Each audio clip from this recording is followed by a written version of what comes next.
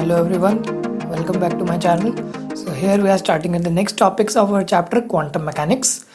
So first is photoelectric effect.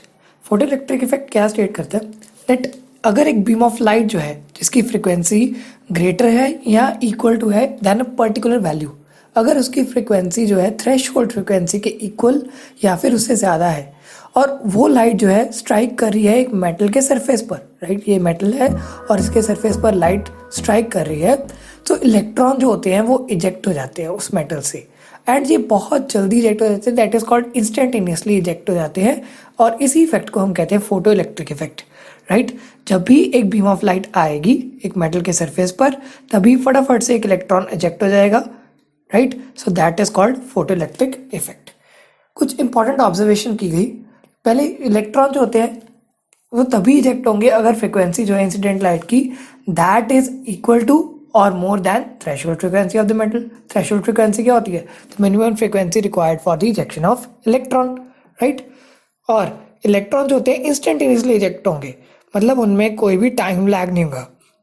मतलब अगर एक फोटॉन है जो लाइट का पार्टिकल है, अगर वो हिट कर रहा है एक पार्टिकल को 1 सेकंड में, तो उसी सेकंड में ही जो इलेक्ट्रॉन है तभी इजेक्ट हो जाएगा, राइट। मीन्स उनके बीच में कोई टाइम लैग नहीं होगा।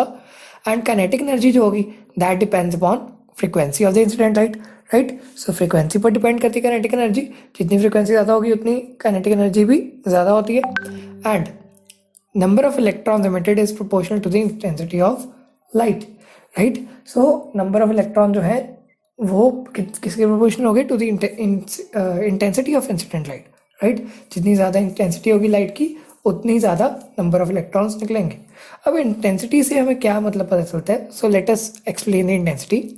सो हमें देखा क्या कि क्लासिकल थ्योरी क्या कहती है? Energy of light depends upon intensity.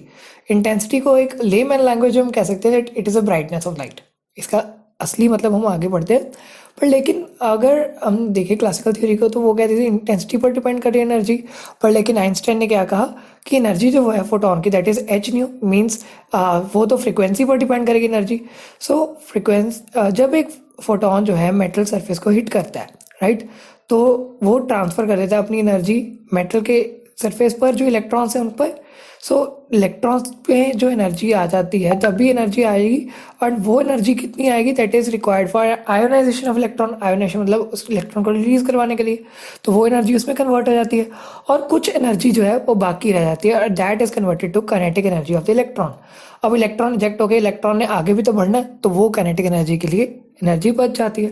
सो उसका एक्सप्रेशन आया था जो हमारे पास प्रोटॉन की एनर्जी थी H nu that is equal to the work function of the metal. Work function क्या होता है? जिस एनर्जी से इलेक्ट्रॉन रिलीज होगा और काइनेटिक एनर्जी उसको मिलेगी ताकि वो आगे जाके मूव कर सके, राइट। सो आई थिंक आपको क्लियर हो गया ये एक्सप्रेशन। अब इंटेंसिटी ऑफ लाइट का मतलब क्या है? That the number of photons hitting the metal surface per unit time. Mean जितने ज़्यादा फोटॉन्स एक मेटल सरफेस को हिट कर रहे हैं that is equal to the intensity of the light. So increase intensity का मतलब इलेक्ट्रॉन ज़्यादा इमिट होंगे। सो पर लेकिन इलेक्ट्रॉन की काइनेटिक एनर्जी पर उसका कोई इफेक्ट नहीं पड़ेगा। सो हमें यहाँ पर ये पता चलता है कि जितनी ज़्यादा इंटेंसिटी बढ़ाएंगे, जितनी ज़्यादा फोटॉन्स आएंगे उतने ज़्यादा इलेक्ट्रॉन्स इमिट होंगे, पर लेकिन एनर्जी जो है kinetic energy of electron that will not be affected by the intensity. So आपको आई थिंक क्लियर हो गया, ये एक्सेप्शन है for the observations, right. And next is de Broglie hypothesis. अब लुइस डी ब्रॉगली एक French physicist था, उसने 1924 में सजेस्ट किया कि सारी मटेरियल पार्टिकल्स चाहे वो माइक्रोस्कोपिक हो चाहे वो मैक्रोस्कोपिक हो। माइक्रोस्कोपिक जैसे electron, proton, atom, right. So electron, proton, atom की तरह कुछ पार्टिकल्स, या फिर मैक्रोस्कोपिक जैसे piece of chalk, piece of stone, या फिर एक आयरन बॉल, राइट। तो दोनों में ही डुअल कैरेक्टर एग्जिबिट करते हैं ये पार्टिकल्स, राइट। तो उसने कहा कि डुअल नेचर है इनकी। डुअल नेचर का मतलब इनमें वेव कैरेक्टर भी है और पार्टिकल कैरेक्टर भी है। और वेव नेचर जो होता है associated with particle is called matter wave, या फिर उसको डी ब्रॉगली वेव कहते हैं, राइट। अब डी ब्रॉगली ने अपनी इस थ्योरी के ऊपर एक रिलेशन दिया कि इलेक्ट्रॉन में जो वेव होगी उसकी वेवलेंथ कैसे फाइंड की जा सकती है। सो वेवलेंथ जो फाइंड करने के लिए उसने क्या कहा कि फोटॉन अगर उसे एज्यूम करें कि उसका वेव कैरेक्टर है तो उसकी एनर्जी होगी एच न्यू, और अगर फोटॉन का पार्टिकल कैरेक्टर है तो उसकी एनर्जी होगी एम सी स्क्वेयर, राइट। अब ये दोनों ई एनर्जी के बराबर है, सो इन दोनों को इक्वेट कर देंगे और इक्वेशन बनाएंगे H nu is equal to M C square हो जाएगा। और न्यू का हमें पता है nu is equal to C by lambda, right. So nu को पुट किया सी बाय लैम्डा, तो हमारे पास ये एक्सप्रेशन आ गया। एंड इसे सिंप्लीफाई करने पर सी और सी की कैंसिलेशन हुई, तो लैम्डा का एक्सप्रेशन आ गया lambda is equal to H by m c. So आप इस तरीके से डेरिवेशन कर सकते हैं इसकी। एंड अब डी ब्रॉगली ने कहा कि कोई भी अगर और पार्टिकल है इलेक्ट्रॉन के अलावा, तो उसकी अगर वेलोसिटी v हो तो हम लिख सकते हैं lambda is equal to H by M V, right. तो यहाँ पर ये v है और यहाँ पर ये न्यू है, राइट। इसको इन्फ्यूज मत करिएगा। So lambda is equal to H by M V, और लैम्डा को हम h बाई पी लिख सकते हैं। p क्या होता है? Momentum. Momentum is equal to mass into velocity, so p का एक्सप्रेशन mv के बराबर होता है। So that is why de Broglie wavelength का हमारे पास एक्सप्रेशन आ गया, that is lambda is equal to h by mv। अब सिग्निफिकेंस देखा जाए डी ब्रॉगली का, तो de Broglie equation is applicable to all material objects, but लेकिन इसका सिग्निफिकेंस सिर्फ माइक्रोस्कोपिक पार्टिकल्स तक ही वैलिड होता है। मैक्रोस्कोपिक में ये डी ब्रॉगली इक्वेशन फेल हो जाती है, राइट। अब इसकी एक्सपेरिमेंटल वेरिफिकेशन के लिए अगर हमने वेव कैरेक्टर वेरीफाई करना था, तो डेविसन और जर्मन ने अपना एक्सपेरिमेंट किया है 1927, राइट। इन्होंने कहा जब भी एक बीम ऑफ इलेक्ट्रॉन्स आएगा, right, beam of electrons, when a beam of electrons is allowed to fall on the surface of nickel crystal. अब यहाँ पर निकल पर हमने इलेक्ट्रॉन्स की बीम इजेक्ट करवाई and scattered the reflected rays. तो यहाँ पर जो भी रिफ्लेक्टेड रेज होगी इनको स्कैटर कराएंगे ऑन अ फोटोग्राफिक प्लेट। तो फोटोग्राफिक प्लेट, ये जो मूवेबल डिटेक्टर है, ये फोटोग्राफिक प्लेट होगी इसके अंदर, और इसके ऊपर जो इलेक्ट्रॉन बीम का पैटर्न आएगा that is found to be similar with the diffraction pattern, right, जिसमें कि कंसेंट्रिक रिंग्स होती थी। सो ये हमारे पास डिनोट करता है कि यहाँ पर कंसेंट्रिक रिंग्स वाला डिफ्रैक्शन कौन शो करती है? वेव्स। तो ये हमें पता लग जाता है that diffraction is shown by this particles, right. So ये हमें पता चल गया दैट जो है डुअल नेचर है इलेक्ट्रॉन्स की, राइट। अब उन्हें पार्टिकल नेचर एक्सप्लेन करनी थी। तो when electron strikes a zinc sulphide screen, जब भी एक इलेक्ट्रॉन जिंक सल्फाइड स्क्रीन को स्ट्राइक करता है तो एक स्पॉट प्रोड्यूस हो जाता है उसके ऊपर, that is called scintillation spot. और सिंटिलेशन जो होती है वो एक जगह पर लोकलाइज होती है on the zinc sulphide screen.